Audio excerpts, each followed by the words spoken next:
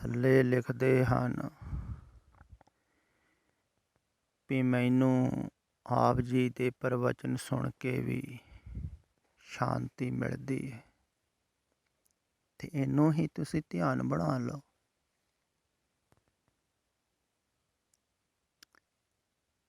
ਇਹਨੂੰ ਹੀ ਵਿਧੀ ਬਣਾ ਸਕਦੇ ਹੋ।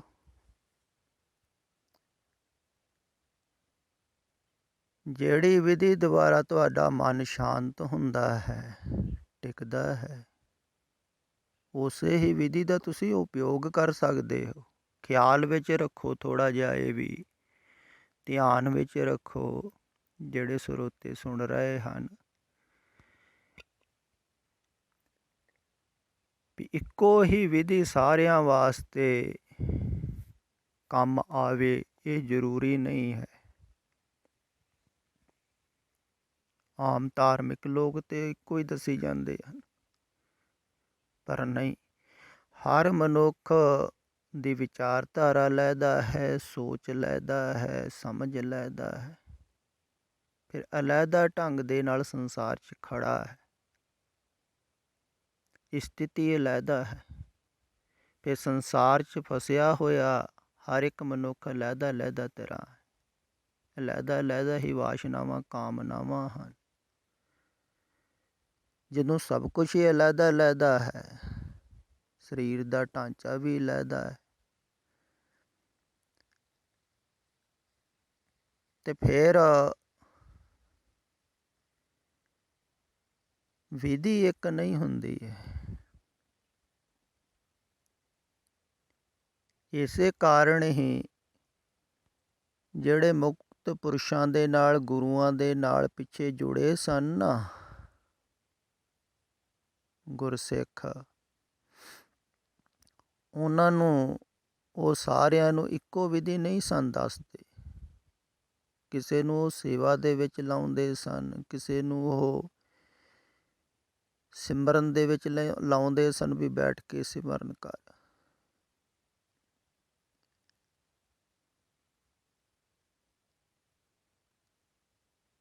ਤੇ ਕਿਸੇ ਨੂੰ ਉਹ ਆਪਣੇ ਕੋਲ ਵੀ ਰੱਖਦੇ ਸਨ। ਤੇ ਉਹ ਤੇ ਜਾਣਦੇ ਸਨ ਵੀ ਇਹ ਜਿਹੜਾ ਆਇਆ ਹੋਇਆ ਹੈ ਸਾਡੇ ਕੋਲ, ਇਹਨੂੰ ਕਿਹੜੀ ਬਿਮਾਰੀ ਹੈ, ਤੇ ਜਿਹੜੀ ਬਿਮਾਰੀ ਹੁੰਦੀ ਹੈ ਨਾ, ਵੈਸੇ ਹੀ ਉਹ ਔਸ਼ਧੀ ਦਿੰਦੇ ਹਨ। ਇਹੋ ਹੀ ਫਰਕ ਹੈ। ਕਿਉਂਕਿ ਜਿਹੜਾ ਸਾਰੀਆਂ ਬਿਮਾਰੀਆਂ ਤੋਂ ਮੁਕਤ ਹੈ, ਮੁਕਤ ਪੁਰਸ਼ ਉਹਨੂੰ ਹੀ ਕਹਿੰਦੇ ਹੋ ਨਾ ਤੁਸੀਂ। ਆਪ ਮੁਕਤ, ਮੁਕਤ ਕਰੇ ਸੰਸਾਰ। ਉਹ ਫਿਰ ਮੁਕਤੀ ਦਾ ਰਸਤਾ ਦੂਸਰਿਆਂ ਨੂੰ ਦੱਸਦਾ ਹੈ, ਔਸ਼ਧੀ ਦਿੰਦਾ ਹੈ ਮੁਕਤੀ ਦੀ, ਤੋ ਜਾਣਦਾ ਹੈ ਨਾ, ਉਹਨੂੰ ਹੀ ਪਤਾ ਹੈ। ਜਿਵੇਂ ਡਾਕਟਰ ਕੋਲ ਤੁਸੀਂ ਜਾਂਦੇ ਹੋ ਨਾ, ਤੇ ਡਾਕਟਰ ਲਿਖ ਕੇ ਦਵਾਈ ਦਿੰਦਾ ਹੈ, ਤੇ ਤੁਸੀਂ ਸਟੋਰ 'ਚੋਂ ਜਾ ਕੇ ਦਵਾਈਆਂ ਵਾਲੇ ਦਵਾਈ ਲੈਂਦੇ ਹੋ। ਸਾਰੀਆਂ ਦਵਾਈਆਂ ਤੁਹਾਡੇ ਵਾਸਤੇ ਥੋੜ੍ਹੀ ਹਨ। ਜਿਹੜੀ ਬਿਮਾਰੀ ਹੈ ਉਹਦੇ ਵਾਸਤੇ ਔਸ਼ਧੀ ਦਿੰਦਾ ਹੈ ਨਾ ਡਾਕਟਰ, ਦਵਾ ਦਿੰਦਾ ਹੈ। ਇਵੇਂ ਹੀ ਅਧਿਆਤਮਿਕ ਪੁਰਸ਼ ਵੀ ਜਿਹੜੇ ਹਨ, ਜਾਗਰਤ ਪੁਰਸ਼ ਜਾਂ ਕਹਿ ਲਈਏ ਮੁਕਤ ਪੁਰਸ਼, ਉਹ ਜਾਣਦੇ ਹਨ ਬਿਮਾਰੀਆਂ ਨੂੰ, ਉਹਨਾਂ ਨੂੰ ਪਰਖ ਹੈ, ਪਤਾ ਹੈ, ਕਿਉਂਕਿ ਉਹ ਇਹਨਾਂ ਬਿਮਾਰੀਆਂ ਤੋਂ ਮੁਕਤ ਹੋਏ ਹਨ, ਤੇ ਜਾਣਦੇ ਹਨ ਵੀ ਕਿਹੜੇ ਢੰਗ ਨਾਲ ਮੁਕਤ ਹੋਇਆ ਜਾ ਸਕਦਾ ਹੈ। ਵੀ ਜੈਸੀ ਬਿਮਾਰੀ ਹੈ ਵੈਸੀ ਉਹ ਔਸ਼ਧੀ ਦੱਸਦੇ ਹਨ, ਵੈਸੀ ਵਿਧੀ ਦੱਸਦੇ ਹਨ, ਕਹਿ ਦਿਓ ਯੁਗਤੀ ਦੱਸਦੇ ਆ, ਤਰੀਕਾ ਦੱਸਦੇ ਹਨ ਵੀ ਤੂੰ ਆਹ ਤਰੀਕਾ ਕਰ ਲਾ, ਹੌਲੀ ਹੌਲੀ ਹੌਲੀ ਹੌਲੀ ਤੂੰ ਇਸ ਬਿਮਾਰੀ ਤੋਂ ਨਿਜਾਤ ਪਾ ਲਏਂਗਾ। ਤੇ ਇੱਕ ਬਿਮਾਰੀ ਤੋਂ ਨਿਜਾਤ ਪਾ ਲਈ, ਫਿਰ ਹੌਲੀ ਹੌਲੀ ਦੂਸਰੀ ਬਿਮਾਰੀ ਦੀ ਔਸ਼ਧੀ ਦੱਸ ਦਿੰਦੇ ਹਨ। ਤੇ ਉਹਨਾਂ ਕੋਲ ਬਹੁਤ ਸੁਖਾਲਾ ਹੁੰਦਾ ਹੈ ਮੁਕਤ ਹੋਣਾ। ਇਹੋ ਹੀ ਫਰਕ ਹੈ ਵੀ ਜਦੋਂ ਗੁਰੂ ਸਨ ਤੇ ਬਹੁਤ ਗੁਰਸਿੱਖ ਮੁਕਤ ਹੋਏ ਸਨ, ਕਿਉਂਕਿ ਜਾਗਰਤ ਪੁਰਸ਼ ਕੋਲ, ਮੁਕਤ ਪੁਰਸ਼ ਕੋਲ ਜ਼ਿਆਦਾ ਮੁਕਤ ਹੁੰਦੇ ਹਨ, ਕਿਉਂਕਿ ਉਹ ਦੇਖ ਕੇ ਔਸ਼ਧੀ ਦਿੰਦਾ ਹੈ ਜਾਂ ਵਿਧੀ ਦੱਸਦਾ ਹੈ, ਯੁਕਤੀ ਦੱਸਦਾ ਹੈ ਵੀ ਐਵੇਂ ਐਵੇਂ ਤੁਸੀਂ ਇਹਨਾਂ ਬਿਮਾਰੀਆਂ ਤੋਂ ਛੁਟਕਾਰਾ ਪਾ ਲਓਗੇ। ਪਰ ਜਿਹੜਾ ਜਾਣਦਾ ਨਹੀਂ ਹੈ, ਜਿਵੇਂ ਕਥਾਵਾਚਕ, ਪ੍ਰਚਾਰਕ, ਉਹ ਆਪ ਬਿਮਾਰੀਆਂ 'ਚ ਫਸੇ ਹੋਏ ਹਨ, ਉਲਝਣਾਂ 'ਚ ਫਸੇ ਹੋਏ ਹਨ। ਉਹਨਾਂ ਨੂੰ ਪਤਾ ਹੀ ਨਹੀਂ ਮੁਕਤ ਕਿਵੇਂ ਹੋਵਾਂਗੇ। ਉਹ ਤਾਂ ਸਿਰਫ ਕਥਾ ਹੀ ਕਰ ਰਹੇ ਹਨ, ਤਾਂ ਉਹਨਾਂ ਨੂੰ ਪਤਾ ਨਹੀਂ ਹੈ। ਤੇ ਆਪਣੇ ਆਪ ਵੀ ਕੋਈ ਖੋਜ ਨਹੀਂ ਸਕਦਾ ਹੈ ਦਵਾਈ। ਇਹ ਵੀ ਗੱਲ ਖਿਆਲ ਵਿੱਚ ਰੱਖਣ ਯੋਗ ਹੈ। ਪਹਿਲੀ ਗੱਲ ਤਾਂ ਬਿਮਾਰੀ ਦਾ ਹੀ ਨਹੀਂ ਪਤਾ ਹੈ ਆਪਣੇ ਆਪ। ਤੁਹਾਨੂੰ ਲੱਗਦਾ ਵੀ ਕਿਹੜੀ ਬਿਮਾਰੀ, ਫਿਰ ਉਹਦੀ ਔਸ਼ਧੀ ਜਿਹੜੀ ਹੁੰਦੀ ਹੈ ਉਹ ਮਨ ਦੇ ਵਿਪਰੀਤ ਹੁੰਦੀ ਹੈ, ਕਿਉਂਕਿ ਮਨ ਨੂੰ ਬਿਮਾਰੀ ਲੱਗੀ ਹੈ ਤੇ ਔਸ਼ਧੀ ਵਿਪਰੀਤ ਹੀ ਹੋਵੇਗੀ, ਯੁਕਤੀ ਵਿਪਰੀਤ ਹੋਵੇਗੀ। ਅਗਰ ਪਤਾ ਵੀ ਲੱਗ ਜਾਵੇ ਤੁਹਾਨੂੰ, ਤੁਸੀਂ ਕਰਨ ਨੂੰ ਤਿਆਰ ਨਹੀਂ ਹੋਵੋਗੇ। ਇਹ ਵੀ ਫਰਕ ਹੈ। ਤੇ ਉਹ ਹੀ ਕਰਦਾ ਹੈ ਜਿਹੜਾ ਭਾਵਨਾ ਰੱਖਦਾ ਹੈ, ਸ਼ਰਧਾ ਰੱਖਦਾ ਹੈ। ਇਸੇ ਕਾਰਨ ਹੀ ਪ੍ਰੇਮ ਦੀ ਇੰਨੀ ਅਹਿਮੀਅਤ ਹੈ।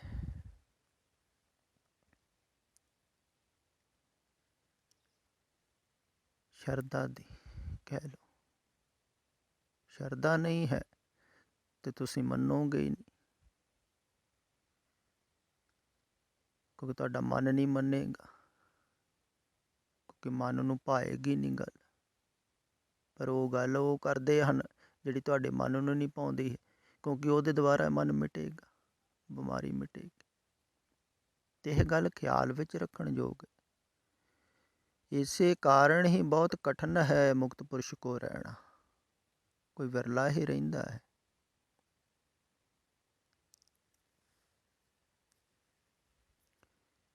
ਜਿਹੜਾ ਵਾਸਤਵਿਕ ਦੇ ਵਿੱਚ ਆਪਣੀਆਂ ਬਿਮਾਰੀਆਂ ਤੋਂ ਛੁਟਕਾਰਾ ਪਾਉਣਾ ਚਾਹੁੰਦਾ ਹੈ, ਮੁਕਤ ਹੋਣਾ ਚਾਹੁੰਦਾ ਹੈ, ਵੀ ਦੇਖ ਲਿਆ ਸੰਸਾਰ, ਭਟਕ ਲਿਆ ਬਥੇਰਾ, ਜਿਹੜਾ ਮਿਟਣ ਨੂੰ ਤਿਆਰ ਹੈ। ਤੇ ਸਾਰਿਆਂ ਵਾਸਤੇ ਲਹਿਦਾ ਵਿਧੀ ਹੁੰਦੀ ਹੈ। ਤੇ ਅਗਰ ਤੁਹਾਨੂੰ ਇਸ ਰਿਕਾਰਡਿੰਗਾਂ ਸੁਣਨ ਦੁਆਰਾ ਸ਼ਾਂਤੀ ਮਿਲਦੀ ਹੈ ਤਾਂ ਤੁਸੀਂ ਇਹਨੂੰ ਹੀ ਵਿਧੀ ਬਣਾ ਲਓ, ਇੱਥੇ ਹੀ ਧਿਆਨ ਕਰੋ। ਜ਼ਰੂਰੀ ਨਹੀਂ ਹੈ ਵੀ ਸ਼ਬਦ ਯਾਦ ਕਰਨੇ ਹਨ। ਖਿਆਲ ਵਿੱਚ ਰੱਖੋ ਵੀ ਇਹ ਜੋ ਕਿਹਾ ਜਾ ਰਿਹਾ ਹੈ ਸਾਰਾ ਕੁਛ ਯਾਦ ਕਰਨ ਵਾਸਤੇ ਨਹੀਂ ਹੈ। ਅਗਰ ਤੁਸੀਂ ਭਾਵਨਾ ਨਾਲ ਸਿਰਫ ਸੁਣਦੇ ਹੀ ਰਹੇ, ਭਾਵਨਾ ਨਾਲ ਖਿਆਲ ਕਰਿਓ, ਭਾਵ ਜ਼ਰੂਰੀ ਹੈ। ਸੁਣਿਆ, ਮੰਨਿਆ, ਮਨ ਕੀਤਾ, ਭਾਵ। ਅਗਰ ਭਾਵਨਾ ਹੈ ਤੇ ਤੁਸੀਂ ਸੁਣ ਲਿਆ, ਸੁਣ ਵੀ ਲਿਆ ਤੇ ਮੰਨ ਵੀ ਲਿਆ, ਕਿਉਂਕਿ ਭਾਵਨਾ ਦੁਆਰਾ ਸੁਣਿਆ ਨਾ।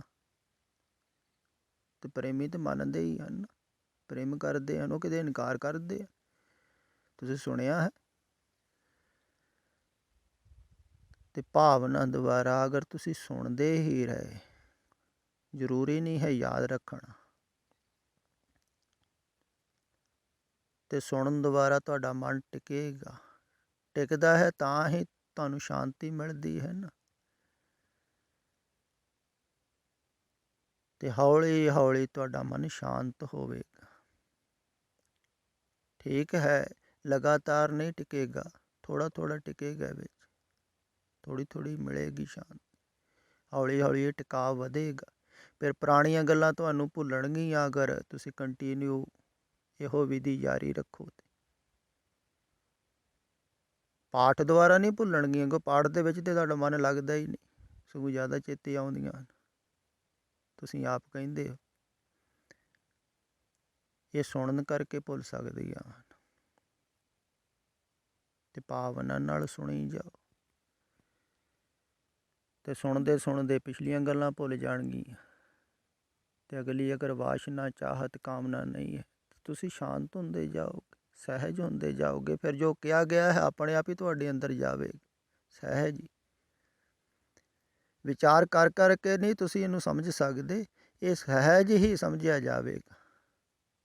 ਇਹੋ ਹੀ ਫਰਕ ਹੈ। ਕਥਾ ਵਾਚਕਾਂ ਦੀ ਗੱਲ ਤੁਸੀਂ ਵਿਚਾਰ ਕਰਕੇ ਪਕੜਦੇ ਹੋ, ਪ੍ਰਚਾਰਕਾਂ ਦੀ, ਪਰ ਜਾਗਰਤ ਪੁਰਸ਼ਾਂ ਦੀ ਵਿਚਾਰ ਕਰਕੇ ਗੱਲ ਪਕੜ 'ਚ ਨਹੀਂ ਆਉਂਦੀ ਹੈ, ਇਹ ਸਹਿਜ ਆਉਂਦੀ ਹੈ। ਕਿਉਂਕਿ ਸਹਿਜ ਸੁਭਾਅ ਬੋਲਿਆ ਜਾ ਰਿਹਾ ਹੈ ਨਾ, ਤੇ ਸਹਿਜ ਸੁਭਾਅ ਹੀ ਤੁਹਾਡੀ ਗੱਲ ਅੰਦਰ ਜਾਵੇਗੀ। ਜਦੋਂ ਤੁਸੀਂ ਸਹਿਜ ਹੋ ਜਾਓਗੇ, ਸ਼ਾਂਤ ਹੋ ਜਾਓਗੇ, ਤਾਂ ਉਦੋਂ ਹੀ ਸ਼ਾਂਤ ਪੁਰਸ਼ ਦੀ ਗੱਲ ਪਕੜ ਵਿੱਚ ਆਵੇਗੀ। ਤੇ ਇਹਨੂੰ ਹੀ ਵਿਧੀ ਬਣਾ ਲਓ, ਜਿਨ੍ਹਾਂ ਨੂੰ ਸੁਣ ਕੇ ਸ਼ਾਂਤੀ ਮਿਲਦੀ ਹੈ। ਤੇ ਸੁਣੀ ਜਾਓ, ਹੌਲੀ ਹੌਲੀ ਹੌਲੀ ਭੁੱਲ ਜਾਓ ਪਿਛਲਾ ਵੀ, ਅਗਲਾ ਵੀ, ਯਾਦ ਕੁਛ ਵੀ ਨਾ ਰੱਖੋ, ਤੇ ਆਪਣੇ ਆਪ ਹੀ ਤੁਹਾਨੂੰ ਧੀਰੇ ਧੀਰੇ ਧੀਰੇ ਧੀਰੇ ਸ਼ਾਂਤੀ ਦੀ ਗਹਿਰਾਈ ਦੇ ਵਿੱਚ ਜਾਓਗੇ। ਤੇ ਵਿਧੀ ਇਹਨੂੰ ਹੀ ਬਣਾ ਲਓ। ਕੋਈ ਵੀ ਵਿਧੀ ਦਾ ਉਪਯੋਗ ਕੀਤਾ ਜਾ ਸਕਦਾ। ਜਿਵੇਂ ਤੁਸੀਂ ਕਿਹਾ ਨਾ, ਮੈਂ ਜਾਪ ਕਰਦਾ, ਅਗਰ ਜਾਪ ਦੇ ਵਿੱਚ ਮਨ ਲੱਗ ਰਿਹਾ ਹੈ, ਸ਼ਾਂਤੀ ਮਿਲਦੀ ਹੈ, ਤੇ ਉਹ ਵਿਧੀ ਬਣ ਸਕਦੀ ਹੈ। ਕਿਸੇ ਸ਼ਬਦ ਦਾ ਕਰ ਰਿਹਾ ਹੈ ਕੋਈ, ਅਗਰ ਨਹੀਂ ਲੱਗ ਰਿਹਾ ਹੈ, ਮਨ ਨਹੀਂ ਸ਼ਾਂਤੀ ਮਿਲ ਰਹੀ ਹੈ, ਤੇ ਉਹ ਵਿਧੀ ਉਹਦੇ ਕੰਮ ਦੀ ਨਹੀਂ। ਜਿੱਥੇ ਮਨ ਟਿਕ ਹੀ ਨਹੀਂ ਰਿਹਾ ਹੈ, ਉਹ ਵਿਧੀ ਨਹੀਂ ਹੈ ਕੰਮ ਦੀ। ਕਿਉਂਕਿ ਮਨ ਦਾ ਟਿਕਾ ਜ਼ਰੂਰੀ ਚਾਹੀਦਾ। ਟਿਕਾ ਦੁਆਰਾ ਹੀ ਸ਼ਾਂਤੀ ਮਿਲਦੀ, ਸ਼ਾਂਤੀ ਦੁਆਰਾ ਹੀ ਤੁਸੀਂ ਹੋਰ ਟਿਕੋਗੇ। ਸ਼ਾਂਤੀ ਦੁਆਰਾ ਹੀ ਰਸ ਮਿਲਦਾ ਹੈ ਨਾ, ਸਕੂਨ ਮਿਲਦਾ ਹੈ, ਤੇ ਆਦਮੀ ਹੋਰ ਉਸੇ ਵਿਧੀ ਦਾ ਉਪਯੋਗ ਕਰਦਾ, ਹੋਰ ਸੁਣਦਾ ਹੈ, ਤੇ ਸ਼ਾਂਤੀ ਹੋਰ ਵੱਧਦੀ ਜਾਂਦੀ। ਇਵੇਂ ਹੀ ਕਈ ਪ੍ਰੇਮੀ ਸੁਣਦੇ ਆ। ਤੇ ਵਿਚਾਰ ਦੇ ਤਲ 'ਤੇ ਨਹੀਂ ਉਲਝਣਾ ਹੈ। ਅਗਰ ਸੁਣਦੇ ਹੋ ਤਾਂ, ਅਗਰ ਵਿਚਾਰ ਦੇ ਤਲ 'ਤੇ ਉਲਝੇ ਰਹੇ ਤੇ ਫਿਰ ਸ਼ਾਂਤੀ ਨਹੀਂ ਮਿਲੇਗੀ। ਸੋਚਦੇ ਰਹੋਗੇ ਫਿਰ ਕੀ ਗਲਤ ਹੈ, ਕੀ ਠੀਕ ਹੈ, ਕੀ ਕਰਨਯੋਗ ਹੈ, ਕੀ ਨਹੀਂ ਕਰਨਯੋਗ, ਤੇ ਫਿਰ ਤੇ ਵਿਚਾਰਾਂ 'ਚ ਹੀ ਉਲਝੇ ਰਹੋਗੇ ਨਾ। ਜਿਹੜੇ ਵਿਚਾਰ ਕਰਕੇ ਸੋਚ ਰਹੇ ਹਨ ਨਾ, ਇਹਨਾਂ ਨੂੰ ਰਿਕਾਰਡਿੰਗਾਂ ਨੂੰ ਸੁਣ ਕੇ, ਉਹਨਾਂ ਨੂੰ ਕੁਛ ਵੀ ਨਹੀਂ ਮਿਲੇਗਾ। ਉਹ ਵਿਚਾਰਕ ਬਣ ਜਾਣਗੇ, ਪ੍ਰਚਾਰਕ ਬਣ ਜਾਣਗੇ, ਪੰਡਿਤ ਬਣਨਗੇ, ਤੇ ਆਪ ਡੁੱਬਣਗੇ ਤੇ ਹੋਰ ਕਈਆਂ ਨੂੰ ਡੁੱਬਣਗੇ। ਤੇ ਵਿਚਾਰ ਨਾ ਕਰੋ, ਸਿਰਫ ਸੁਣੋ।